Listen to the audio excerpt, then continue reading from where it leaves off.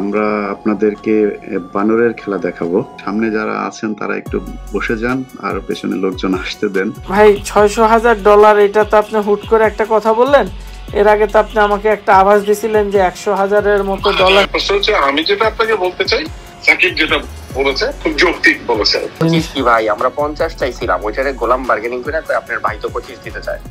খ্যাতি ও ভিউয়ের লোভে নিয়মিত দেশবিরোধী সংবাদ প্রচার করে বিতর্কিত ইউটিউব চ্যানেল নাগরিক টিভি।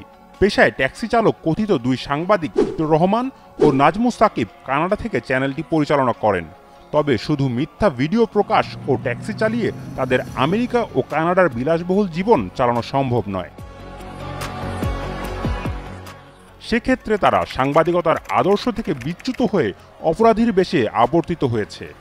নিউজ কন্টেন্ট বানানোর আড়ালে তাদের মূল পেশা চাঁদাবাজি। দেশের বড় বড় ব্যবসায়িক গ্রুপের অর্থনৈতিক তথ্যের সাথে সত্য মিথ্যা মিশিয়ে কন্টেন্ট তৈরির হুমকি দিয়ে টাকা নেয় তারা। শুধু মুখের কথাই নয়, এর যথাযোগ্য প্রমাণ রয়েছে। সাংবাদিকদের কাজ তথ্য উপাত্ত সংগ্রহ করে সংবাদ প্রকাশ করা এবং প্রশাসনের দৃষ্টি আকর্ষণ করা, কিন্তু সেই তথ্য উপাত্তকে অস্ত্রের মতো ব্যবহার করে নাগরিক টিভির সাকিব ও টিটো।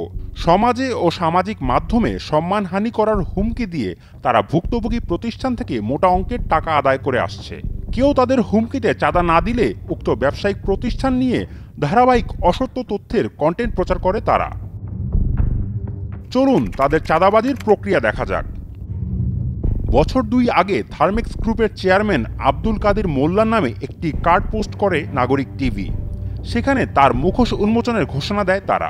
পরবর্তীতে যথাযথ তথ্য প্রমাণ ও আব্দুল কাদের মোল্লার বক্তব্য ছাড়াই একটি ভিডিও কন্টেন্ট আপলোড হয় নাগরিক টিভির চ্যানেলে, যা ছিল মৌলিক সাংবাদিকতার সম্পূর্ণ পরিপন্থী।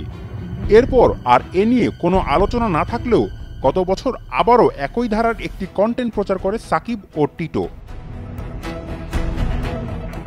প্রশ্ন হচ্ছে, একই ব্যক্তিকে লক্ষ্য করে বছর বছর অনুসন্ধানের নামে এমন সংবাদ প্রচারের উদ্দেশ্য কি? উদ্দেশ্য একটাই, চাঁদা। থার্মেক্স গ্রুপের চেয়ারম্যান আব্দুল কাদের মোল্লার কাছ থেকে চাঁদা না পেয়েই এভাবে সামাজিকভাবে তাকে অপরাধীর কাঠগড়ায় তোলা হয়েছে। এমন উদাহরণ আরও রয়েছে। দেশের ঘটে চলা অসংখ্য অনিয়ম দুর্নীতির ঘটনাকে উপেক্ষা করে হুট করে একটি বিশেষ অনুসন্ধানের ঘোষণা দেয় নাগরিক টিভির এই দুই চাঁদাবাজ। ইউনুস গ্রুপ ও আল হারমাইন গ্রুপের চেয়ারম্যানদের টাকা পাচারকারী উল্লেখ করে একটি ফটো কার্ড পোস্ট করে তারা, যার শিরোনাম ছিল দুর্নীতি ও টাকা পাচারের 3 খলনায়ক, এবং বলা হয় তাদের নিয়ে অনুসন্ধান অব্যাহত আছে। এদিকে টানা 2 বছরেও টিটো আর সাকিবের অনুসন্ধান শেষ হয়নি। উক্ত শিরোনামে কোনো কন্টেন্ট তাদের চ্যানেলে কখনো দেখা যায়নি, কারণ এই যাত্রায় তারা সফল হয়েছে। সম্মানহানির হুমকি দিয়ে দুটি গ্রুপ থেকে সাকিব টিটো জুটি হাতিয়ে নিয়েছে মোটা অঙ্কের ডলার। এখানেই শেষ নয়। নাগরিক টিভির ফেসবুকে হঠাৎ দেখা যায় দেশের একটি শীর্ষ ব্যবসায়িক গ্রুপ হামিম গ্রুপ ও তার চেয়ারম্যান একে আজাদকে নিয়ে গভীর অনুসন্ধানে নেমেছে বিখ্যাত চাঁদাবাজ জুটি সাকিব ও টিটো। যথারীতি এবারও চাঁদাবাজির জানান দিতে পোস্ট করা হয় একটি ফটো কার্ড, যার শিরোনাম ছিল 1000 কোটি টাকা পাচার বনখেকো হামিমের।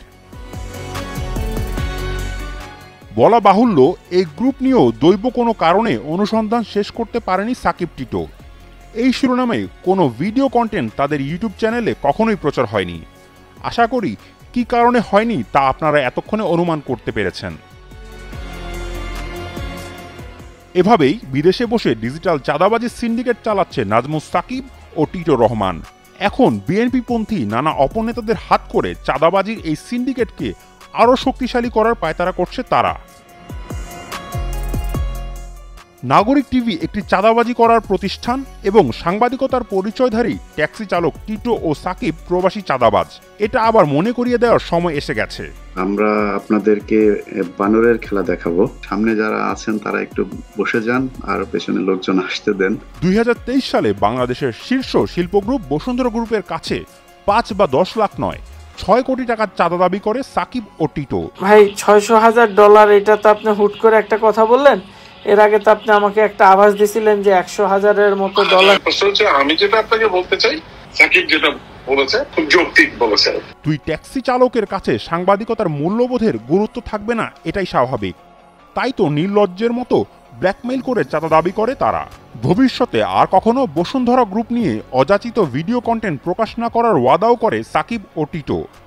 আরেক প্রবাসী সাংবাদিক সেই চাঁদাবাজির কল রেকর্ড ফাঁস করে দিলে প্রবাসে থাকা প্রথিতযশা অ্যাক্টিভিস্ট ও ইউটিউবাররা তাদের যাচ্ছে তাই ভাবে তিরস্কার ও তাচ্ছিল্য করে। বসুন্ধরা গ্রুপের আসলেই সম্পর্ক ভালো থাকবে এবং নাগরিক টিভিতে যদি কখনো বসুন্ধরা গ্রুপের প্রয়োজন হয়, ঠিক আছে, তো নাগরিক টিভির পক্ষ থেকে তাদের না নাই, এইটা হচ্ছে হলো মেসেজ। এই মেসেজটা আপনি বাইরে দিয়ে দিয়ে। নাগরিক টিভিও বলে ধান্দাবাজ, পেশায় একজন ট্যাক্সি ড্রাইভার, তো ট্যাক্সি চালিয়ে তো আর পয়সা হয় না, চুরিদারি করতে হয়। বসুন্ধরা গ্রুপ থেকে চাঁদা নেয়া, চাঁদাবাজ নাগরিক ফেসবুক পেজের টিটো, তো দেশেও এই মানবাধিকার করে মানুষের কাছে চাঁদাবাজি করতো।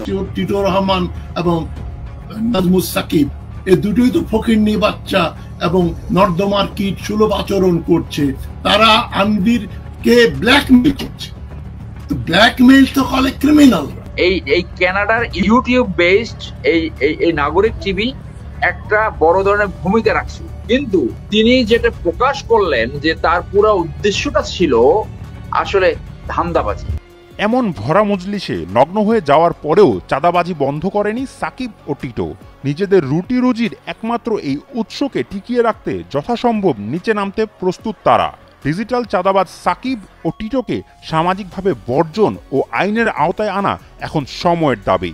এদিকে শিল্প গ্রুপগুলোর প্রধানরা বলছেন, প্রবাস থেকে এভাবে চাঁদাবাজি চলতে থাকলে দেশে কখনোই সুষ্ঠুভাবে ব্যবসা পরিচালনা করা সম্ভব না।